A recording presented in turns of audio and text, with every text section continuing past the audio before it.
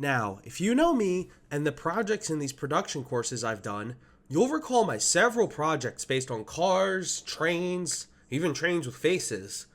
However, this time, I'll be covering another fascination of mine: maritime.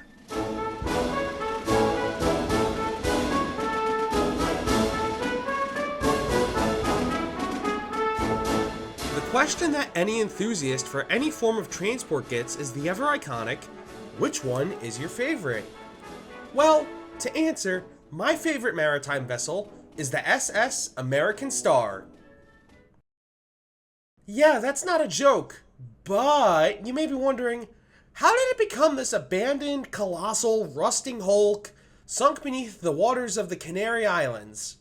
Our story begins all the way back in 1939 with the United States Lines laying down the construction of a new transatlantic liner to replace the aging SS Leviathan. The ship was laid down in August of 1938, and upon her launch was christened the name SS America by then First Lady Eleanor Roosevelt.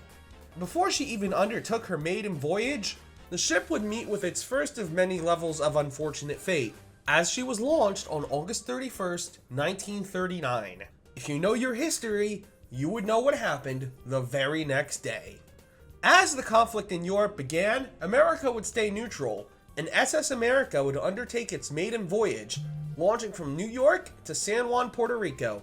These services wouldn't last though, as come May 28th, 1941, SS America was recalled to Norfolk, Virginia for acquisition and commission into the United States Navy, being converted into a transatlantic troop carrier named the USS West Point. Over the course of the conflict, the ship sailed across both theaters of the war, transporting over 340,000 troops in its services. On March 12, 1946, the ship was decommissioned and restored to its original United States Line guise. She was finally able to undertake her original purpose, sailing across the Atlantic to Southampton in the United Kingdom.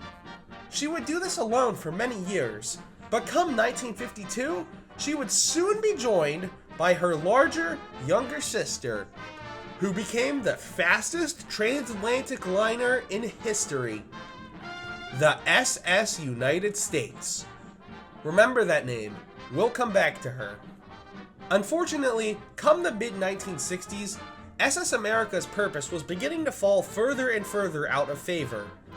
At 24 years old, SS America was sold off to the Greek-owned Chandris Lines, being refitted, repainted, and renamed the SS Australis, Latin for Australia. Here she would serve for another 15 years on the very lucrative post-war Europe to Australia cruise line. However, after 15 years, rising fuel costs, and the ship's continually aging infrastructure and the creation of long-range jetliners caused Chandris to pull Australis off of its roster in 1978. Australis would soon find itself returning to its original port of call in 1978, under the newly formed New York-based Venture Cruise Lines. The ship would go in for a refit, regaining its original name, SS America, alongside a more patriotic livery alongside its hull. However, by the time of her first voyage, the refit was incomplete as it was done on a shoestring budget. Piles of soiled linen, worn mattresses, trash, all mixed together with the pungent smell of kitchen odors, engine oil, the sounds of plumbing backups, and the water leaking in overhead pipes all over the deck. The ship didn't even make it past the Statue of Liberty before over 950 passengers mutinied, forcing the captain to allow them off of the coast of Staten Island. After this disastrous first sailing, could you guess what happened next? Well, if you chose C, you'd be correct. Upon the second cruise out to Nova Scotia, she was met with $2.5 million in claims from passengers. This would be the nail in the coffin as Venture Cruise Lines filed for bankruptcy. SS America was impounded on July 18, 1978 for non-payment of debts, and afterwards, SS America would receive a health inspection score of 6 out of a possible 100 points by the US Public Health Services. As a result of this, SS America was put up for sale once again. In August of 1978, her buyer would be none other than the Chandris Lines, her former owner, as they would pay $1 million for the ship. They refitted her properly this time and renamed her the Italis. After this refit going forward, the silhouette of the ship changed with the loss of her forward funnel, which had been removed due to its poor conditions. However, it would unfortunately only last one more year in service with Chandris before the ship would find itself laid up in Elefsina Bay, Piraeus, Greece, in September of 1979. And here, the ship would stay for another 13 years. In 1980, the ship was sold to the Intercommerce Corporation, renaming it to the Noga, with plans to convert the ship into a prison ship off the shores of Barrett. This unfortunately never materialized, with the ship being sold once again and being renamed SS Alfredos. In 1987, scrappers soon offered $2 million for the ship. This deal was accepted, and smaller parts of the vessel began to be destroyed and demolished for scrap. However, the company would soon default on payments again, making these plans of scrap fall through. In 1992, the ship was sold yet again, with the intention of it being refitted to become a 5-star hotel off of Phuket in Thailand. After being sent to dry dock in preparation for the 100-day voyage, the ship would be renamed for the final time to SS American Star. The funnel and bridge were painted signal orange just for the tow, and ladders were welded to her starboard for ease of boarding. On December 31st, 1939, American Star left Greece for the final time, towed by Ukrainian tugboat Neftagaz 67.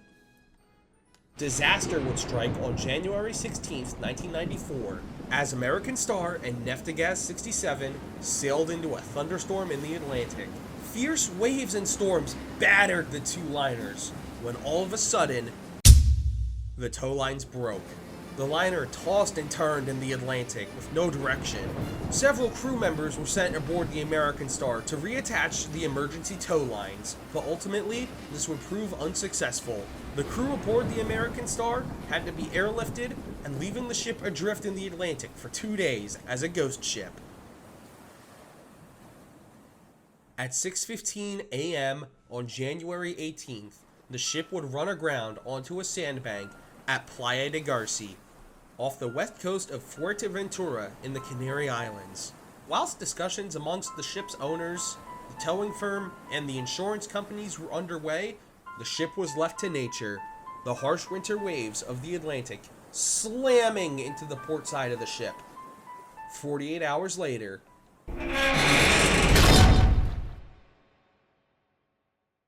the ship broke in two just past the second funnel.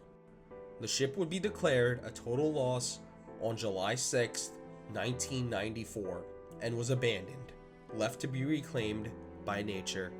This former American icon had actually become quite the tourist attraction, becoming a popular spot with tourists and locals. Some of the latter would attempt to board the ship, whether that be through a zip line or swimming through the tides of the Atlantic onto the ship's starboard ladders to loot and strip whatever interior pieces were left of it.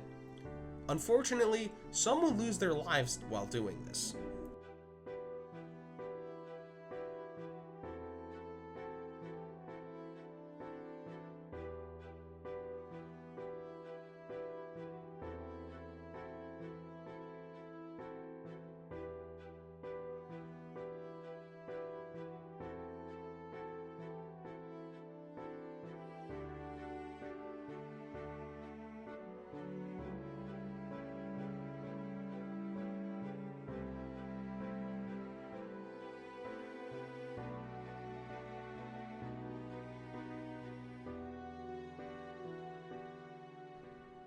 But what of her sister ship, the SS United States? She would ultimately suffer the same fate as her sister, being withdrawn in 1969 due to the ever-increasing popularity and affordability of jetliners. She spent a majority of her time post-career laid up in Virginia, before spending a stint in Turkey and Ukraine for a refit and asbestos stripping respectively. She would return to Philadelphia in 1996, where she would sit for over 25 years until February of 2025, where after several failed rescue attempts, she, like her sister, was sold and will be sunk into an artificial reef, breaking another record as she will become the largest artificial reef in the world. History was in the making in February, as photos and videos of the ship being towed down the eastern coast of America populated all over social media. People old and young reminiscing their nostalgia and history with the ship as it arrived in Mobile, Alabama to be prepared for sinking off of the coast of Florida. Although these two iconic pieces of maritime history will soon no longer be with us, their memories of passengers past will live on forever beneath the waters in which they sailed.